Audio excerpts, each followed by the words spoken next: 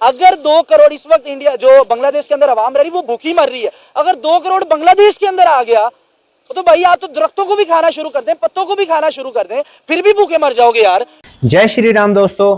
बांग्लादेश के अंदर जिस तरह से हमारी हिंदू कम्युनिटी के ऊपर दोस्तों अत्याचार हुए, जिस तरह से हमारे मंदिरों को डिमोलिश किया गया, तो दोस्तों अब हिंदुस्तानी गवर्नमेंट जो है और हमारी मीडिया इस पर रिएक्शन देती हुई नजर आ रही है। हमारे हिंदुस्तानी मीडिया का कहना है कि जितने भी बांग्लादेशी इस वक्त हिंदुस्तान में मौजूद है, जिनकी तादाद लगभग 2 करोड़ से ज्यादा है, उनको 48 घंटे के अंदर अंदर हिंदुस्तान से बाहर किया जाए। जहां भी कोई बंगाली नजर आए उसे आप कॉलर से पकड़ें, उसे आप कान से पकड़ें, उसे लात मारें, लेकिन उसे हिंदुस्तान से निकाल बाहर फेंके। और ये जो भीख मंगे अभी तक हिंदुस्तान की भीख पर पल रहे थे और जिनको हमारी हिंदुस्तानी नेवी ने बनाया, जिनको हमारी हिंदुस्तानी आर्मी ने बनाया, जिनको हमारी हिंदुस्तानी एयर फोर्सेस ने बनाया, आज ये हमें सिखा रहे हैं। अब हम इन्हें सिखाते हैं कि मंदिर कैसे डिमोलिश किए जाते हैं और उनको डिमोलिश करने का नतीजा क्या होता है। मतलब दोस्तों अब तमाम कोई भी बंगाली हो उनका बायकॉट किया जाए, बांग्लादेश का बायकॉट किया जाए। जानेंगे इस टॉपिक पर दोस्तों क्या है पाकिस्तानी पब्लिक का रिएक्शन। चैनल पर अगर नए हो, वीडियो को पसंद आए तो प्लीज यार वीडियो को एक लाइक शेयर कमेंट बॉक्स में जय हिंद के साथ दोस्तों चैनल को सब्सक्राइब करके नोटिफिकेशन बेल को भी जरूर ऑन करें। सबसे पहले तो हम बात करेंगे 1971 में जब हमारी उनसे पार्टीशन हुई है, वो अलग हो गए हैं, तो तब से ही इंडिया उनको सपोर्ट कर रहा है। वो किसी किस्म का भी हो, आप उनका फाइनेंशियली तौर पे देख लें, उनको आप इकोनॉमी का देख लें, आप सेहत के निज़ाम को देख लें, आप उनकी मईशत को देखें, आप उनके इंडस्ट्रियल एरिया को देखें, आप उनके जो एजुकेशन सेहत यानी कि ए से लेके जेड तक। बांग्लादेश के पास तो क्या था, कुछ भी नहीं था, बिल्कुल खाली हाथ ही अपने बांग्लादेश इन्होंने बना लिया। देखें अब वो बांग्लादेश कैसे बना, क्यों बना, किसके मुदाखलत थी, हम उस डिबेट में नहीं पढ़ना चाहते। अब हम 2024 के अंदर आते हैं कि आपके मुल्क जो पाकिस्तान के साथ 23 साल लगभग बाद 24 साल आज़ाद आपने किया, आप चले गए, डेस एंड गुड, कोई मतलब नहीं, आपने अलग अपना मुल्क बनाना था, आपने ठीक। आपको सपोर्ट की जरूरत थी, एक पिलर की जरूरत थी, आपको 4 पिलर दे दिए इंडिया ने। उन्होंने कहा हम आपको सपोर्ट करते हैं, चाहे उसमें इंडिया का कोई इंटरेस्ट था या नहीं था, लेकिन उन्होंने सपोर्ट किया। बिल्कुल बांग्लादेश को उन्होंने खुलेआम वेलकम किया। तो रुको जरा, बांग्लादेशियों ने अब जब इनकलाब आता है ना, तो भाई वो किसी भी मुल्क में हो, वो अपने मुल्क की हद तक रहना चाहिए। जब आपके घर में कोई मसला होता है आप उसको अपने घर में सॉल्व आउट करें, ये नहीं कि आप पूरे मोहल्लों को कहें कि भी तू भी निकल, तू भी निकल, तू भी, ये काम नहीं होना चाहिए। ये किया बांग्लादेशियों ने और उसका जो रिएक्शन और जो जैसे पब्लिक उनकी अब इंडियन रिएक्ट कर रही है, ये इस तरह की उम्मीद रखनी चाहिए थी बांग्लादेश को। अब चीखें मारने की जरूरत नहीं है, अब गेम आपके हाथ से निकल चुकी है। जैसे कि अफगानिस्तान वाले रहते थे पाकिस्तान में, तो जब कुछ मसला बनता था तो कहते भाई अफगानियों को उठाएं और इनको भेजा जाए। अभी सेम अगर इंडिया इस तरह कर रहा है तो हमें क्रिटिसाइज करने की क्या जरूरत है। मैं इस पे अपना एक प्रोग्राम कर रहा था तो मुझे आवाम कहने लगी ये भारतीय एजेंट है, और भाई मेरे पास पाकिस्तान का आईडी कार्ड है, मैं पाकिस्तान का नेशनल होल्डर हूं, मैं को इंडिया से मुझे क्या लेंगे, इंडिया हमारे पड़ोसी हैं, आप मुझे कह रहे हैं इंडिया का एजेंट है। यानी कि हम उनके गाने सुनना चाहते हैं, हम उनकी फिल्में देखना चाहते हैं, हम उनके जो आईफोन बने वो यूज करना चाहते हैं, हम वहां से अपनी अदलियात जो कैंसर की वो मंगवाना चाहते हैं। अगर हम बात कर लें कि भाई इंडिया यहाँ तरक्की कर रहा है, ये मामला, आप एजेंट का टैग उस पर ऊपर लगाने चले जाते हैं। और बांग्लादेश ने जो किया है उसके ये रिएक्शन आना ही आना था। समझ रहे हो? ये कोई सही बात है। हिंदू कम्युनिटी के साथ बांग्लादेश के अंदर जो कुछ हो रहा है वो इंडियंस कभी भी बर्दाश्त नहीं करेंगे। हमने देखा कि किस तरह वहाँ पे खवातीन के रेप किए गए, बच्चों को तशद्दुद का निशाना बनाया गया, हिंदुओं के घरों को जो है जला दिया गया, उनकी दुकानों को लूट लिया गया। कितने जो हिंदू थे वो अपनी जिंदगी को बचाने के लिए बॉर्डर पार करना चाह रहे थे, लेकिन वो बॉर्डर पार भी नहीं कर सके। अब कितने मंदिर ऐसे हैं जिनको जो है बांग्लादेश के अंदर डिमोलिश कर दिया गया है।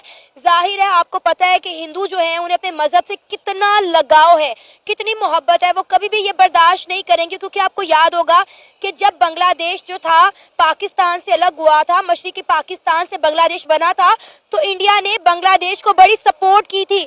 आज बांग्लादेश जो कुछ है वो इंडिया की बदौलत है, लेकिन ये बांग्लादेश बात भूल चुका है। देखिए बात देखिए, चाहे मंदिर हो, चाहे मस्जिद हो, चाहे गिरजाघर हो, चाहे गुरुद्वारा हो, किसी की भी मजहबी चीज को नहीं छेड़ना चाहिए। हम इसमें ये नहीं हाईलाइट करते मंदिर नहीं, भाई मस्जिद भी उतनी हमारे लिए अजीज है, उतने हमारे लिए गिरजाघर भी अजीज है, उतने ही गुरुद्वारे हैं, उतने ही मंदिर है, क्योंकि वो आपके दिल के करीब है। भाई मेरी मस्जिद का कोई एक पत्ता तोड़ेगा मुझे नहीं अच्छा लगेगा, अच्छा वो चाहे मुसलमान तोड़े चाहे हिंदू तोड़े। इसी तरह अगर हिंदू की अगर आप उसके मजहब के साथ अगर आप कुछ ना कुछ छेड़खानी कर रहे हैं, आप उनको डिमोलिश कर रहे हैं, आप तोड़ रहे हैं, तो वो कैसे बर्दाश्त करेंगे। ये सिंपल सी एक रिएक्शन है। मेरे मस्जिद में कोई हाथ डाले मैं उसका हाथ खींच लूंगा, क्यों भाई मेरी मस्जिद को तू तोड़ेगा। किसी के बाप का मुल्क है या किसी के ये बाप का मजहब है। भाई मैं मुसलमान हूँ, मेरे मजहब में कोई छेड़खानी करेगा मैं नहीं छोड़ूंगा उसको। तो इंडिया के साथ अगर कोई उनके मजहब के साथ छेड़खानी कर रहा है तो वो क्यों छोड़े उनको। बात ये है, हिंदू मुस्लिम सिख ईसाई सब अपनी अपनी जगह पे अपनी इबादत गाहों के अंदर सेफ होने चाहिए। इन्होंने बांग्लादेश वालों ने कहा भाई उन्होंने, मैं एक बात कहता हूँ, अक्सर हमें इंडियन मीडिया वालों का और यूट्यूबर ये सुनने को मिलता है कि मौलवी दहशतगर्द हैं। और भाई मौलवी दहशतगर्द नहीं है, मेरा अपना यूट्यूब चैनल है, मैं उस पर भी ये ना सोचे कि मैं मौलवी दहशतगर्द नहीं है, दहशतगर्दों ने दाढ़ियां रख ली है, उसके पीछे बहुत सारे और भी तो लोग दाढ़ियां रखते हैं। आप हिट ना करें इस तरह की चीजें। बांग्लादेश ने भी यही काम किया है, उन्होंने आगे कर दिए। अब पता नहीं वो मुसलमान थे जो इंडिया के साथ उन्होंने हिंदुओं के साथ जुल्म किया है, अब किसने, अब इस पे टैग क्या लगने जा रहा है। इंडिया के साथ ताल्लुक खराब किए, बरतानिया ने आज तक एडवाइजरी जारी नहीं की थी कि आपके लिए सेफ मुल्क नहीं है यही नहीं बांग्लादेश, उन्होंने एडवाइजरी जारी कर दी क्योंकि उनको इकोनॉमी प्यारी है भाई, उसको चंब नहीं प्यारा, उसको धन प्यारा है। जो दुनिया को पैसा दिखाएगा दुनिया उसके साथ खड़ी है। हमारे अपने बरादर मुल्क हमें छोड़ के चले गए। यूएई में सबसे बड़ी इन्वेस्टमेंट किसकी है, इंडिया की है। दुबई के अंदर इंडिया इन्वेस्ट कर रहा है, उन्होंने कितना बड़ा मंदिर बना दिया, हमारे मुसलमानों के घर के अंदर बना दिया। तो क्या करें हम इस पे। सऊदी अरब शाह सलमान बार बार जा रहा है भाई, वो खुद नहीं आया उनका वजीर खारजा डॉक्टर जयशंकर, वो उनके साथ उन्होंने अपना वजीर खारजा भेज दिया।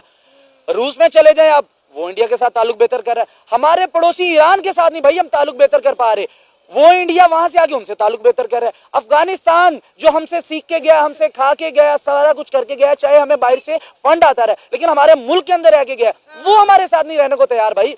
वो कह रहे हैं कि भाई हमारे ये मसले हमसे बाद में, अभी उन्होंने अमेरिका के साथ 24 साल जंग करके वो जीत के चले गए, यानी कि सब आगे निकलते जा रहे हैं। अगर हम किसी की तरक्की की मिसाल दें तो आपको नागवार गुजरती है, आप टैग लगाना शुरू कर देते हैं, यार प्रो इंडिया कर रहा है, ये कर रहा है, वो कर रहा है। भाई नहीं कर रहे। देखा आपने लापरवाही का नतीजा है।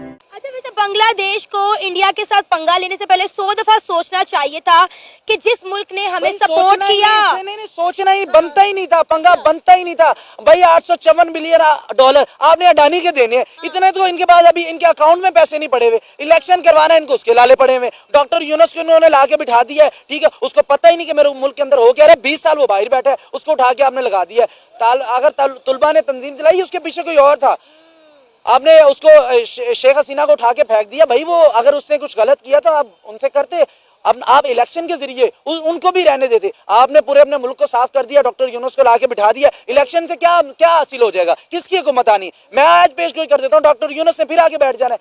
शाबाश। क्या इलेक्शन करवाने का फायदा अपने मुल्क के अंदर। यही हमारे मुल्क में हो रहा है, यही तुम कर रहे हो। तुम हमसे निकले हो, हम आपसे निकले, वही जो हमारे मुल्क के अंदर गंद हो रहा है वही तुम अपने मुल्क में करने जा रहे हो। अच्छी खासी इकोनॉमी स्टेबल थी, अच्छे खासे हमसे आगे, इनका टके की वैल्यू 1 रुपए से ज्यादा बढ़ गई। आपके जो है आपका सेहत का निजाम है इंडिया आपको दे रहा है, और आपके मरीज जो कैंसर के हैं जो भी बड़े इजीली जा रहे हैं, बिल्कुल जैसे करतारपुर में अब आ रहे हैं सिख यात्री, वैसे उधर जा रहे हैं। आपको अगर अमेरिका जाना है, आप भाई अपना आपके पास एयरपोर्ट नहीं है कि आप डायरेक्ट अमेरिका की फ्लाइट ले लें, आप नई दिल्ली जाते हैं, वहां से आप बैठते हैं। फिर इतने एहसानों के बाद अगर आप किसी मुल्क को हिट करेंगे तो इससे भी बड़ा अभी रिएक्ट अभी कुछ नहीं हुआ। अभी तो इंडिया ने क्या किया, इंडिया ने अभी तक कुछ भी नहीं किया। अभी तक इंडिया खामोश बैठा है। खामोश बैठने पे ये कुछ हो गया। मैं ये कहता होता हूँ अक्सर अपने बातों में कि इंडिया जो है ना भाई, उनकी लाठी में आवाज नहीं है, समझ रहे हो। अच्छा, आवाज नहीं है, लेकिन जिस पे पड़ती है ना उसकी कमर तोड़ देती है। क्यों? पैसा ही तो। अमेरिका पे पाकिस्तानी ऐसे नहीं कहते, अमेरिका जिसके साथ जो चाहे वो कर दे। देखिए बांग्लादेश की अगर हम बात करें तो बांग्लादेश ने खुद इंडिया के अंदर चलती चलाती जो फैक्ट्रियां थी वो बंद कर दी। इंडिया और बांग्लादेश के जितने प्रोजेक्ट थे बांग्लादेश ने पहले उसका बायकॉट किया था। देखिए बांग्लादेश के अंदर एक सियासी इनकलाब आया था जो उनकी यूथ लेकर आई थी वहां के कोटा सिस्टम को लेकर, लेकिन पता नहीं है क्यों इंडिया के मुखालिफ चली गई। हिंदू कम्युनिटी को टारगेट करने का क्या मतलब था? क्यों आपने वहां पे मंदिर डिमोलिश किए? क्यों आपने खवातीन के रेप किए? क्यों बच्चों को तशद्दुद का निशाना बनाया? हिंदू कम्युनिटी को बांग्लादेश में क्यों खत्म किया जा रहा है? जाहिर अब इंडियंस भी चुप नहीं बैठेंगे, उन्होंने भी तो रिएक्शन देना था, और हर एक्शन का रिएक्शन होता है, और वो ये आना था। मुझे ये लग रहा है कि जिस तरह अभी हमारे भी करीब हजूम इकट्ठा हो रहा है ना, ये ना हो कि आपको भी इंडियन एजेंट के ना नारे कसने शुरू हो जाएं, जैसे मुझे अब आवाम करना शुरू हो गई है। पाकिस्तान फलस्तीन का दोस्त है कि नहीं, ये बताएं मुझे आप। फलस्तीन का दोस्त है पाकिस्तान, हमारा किबला अव्वल उधर है। बिल्कुल सर, ऐसे ही है। जब उधर जुल्म की इंतहा हो गई, हमारी मीडिया हमारे यूट्यूबरों ने क्यों नहीं दिखाया कि सबसे पहले पाकिस्तान से भी पहले इंडिया ने 50 टन अदलियात और बिस्तर और दवाइयां वहां भेजी हैं? क्यों नहीं बताया गया? शाबाश। शुरू से मैं ट्रक की बत्ती के पीछे लगा दिया कश्मीर को आजाद करवाना। आज तक किया क्या कश्मीर को आजाद करवाने में? उधर वो 5 यूनिवर्सिटीज, एक मिनट इंडिया जो है मुझे टाइम दे, 5 यूनिवर्सिटीज उन्होंने अलावा उधर है, उन्होंने स्टेटमेंट दे दी कि हम बनाने जा रहे हैं।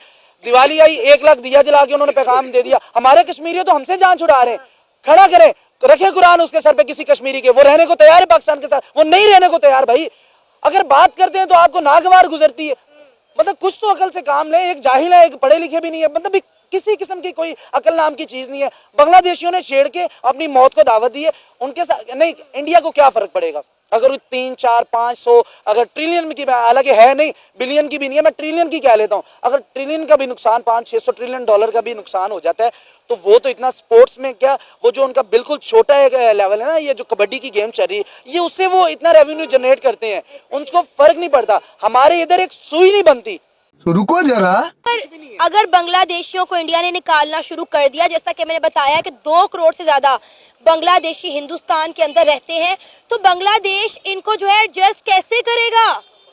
इसकी मैं मिसाल अपनी कौम को इस तरह से दे देता हूं और फिर मैं इंडिया की तरफ जाता हूं। जब यहाँ पर अफगानी भाई रह रहे थे, अफगानिस्तान से आए हुए थे, जब वो वापस गए अफगानिस्तान के अंदर, आया कि हमारे मुल्क के हालात, मतलब जो उन पे पैसा लग रहा था वो बच गए, पैसे वो बचे, वो हमने अपनी कौम पे लगाना शुरू कर लिया। वो लगे या नहीं लगे हम उस पर नहीं जाते, उनसे पैसे बच गए। अगर इंडिया 2 करोड़ आवाम को बाहर निकालते हैं तो मैं एक मिनिमम से एक बंदे का कहता हूँ, एक आप महीने का 1 लाख रुपया खर्च कर लें आप, मतलब उसकी आप मेंटेनेंस के ऊपर, वो जो रोड यूज करता है, जो हॉस्पिटलाइज यूज करता है, पुलिस को यूज करता है, एवरीथिंग, जो 1 लाख रुपए लगा लें तो खुदा के बंदे ट्रिलियन में ये बजट जाता है। तो ट्रिलियन जब एक बजट जाएगा इंडिया की इकोनॉमी वो और ज्यादा होगी। अगर 2 करोड़ इस वक्त इंडिया जो बांग्लादेश के अंदर आवाम रह रही वो भूखी मर रही है, अगर 2 करोड़ बांग्लादेश के अंदर आ गया तो भाई आप तो दरख्तों को भी खाना शुरू कर दें, पत्तों को भी खाना शुरू कर दें, फिर भी भूखे मर जाओगे यार। 2 करोड़ आपके पास, आपको क्या जरूरत क्या पड़ी थी ऐसे इनकलाब की, जरूरत क्या पड़ी थी? आई होप दोस्तों आपने फुल वीडियो वॉच की होगी। तो फुल वीडियो वॉच करने के बाद दोस्तों जिन जिन भाइयों ने भी मेरी वीडियो फुल वॉच की है, उनका क्या रिएक्शन है इस वीडियो को लेकर, क्या रिएक्शन है पाकिस्तानी पब्लिक का रिएक्शन जानने के बाद, और क्या रिएक्शन है बांग्लादेश इस वक्त जो हमारे हिंदू कम्युनिटी के साथ बांग्लादेश में करता हुआ नजर आ रहा है, और उनके एक्शन के ऊपर हमारे हिंदुस्तान का जो रिएक्शन है उसको लेकर आपकी क्या राय है, कमेंट बॉक्स में कमेंट करके जरूर बताएं। मिलते हैं आपसे दोस्तों किसी और वीडियो में किसी और टॉपिक के साथ, तब तक के लिए जय हिंद, जय भारत।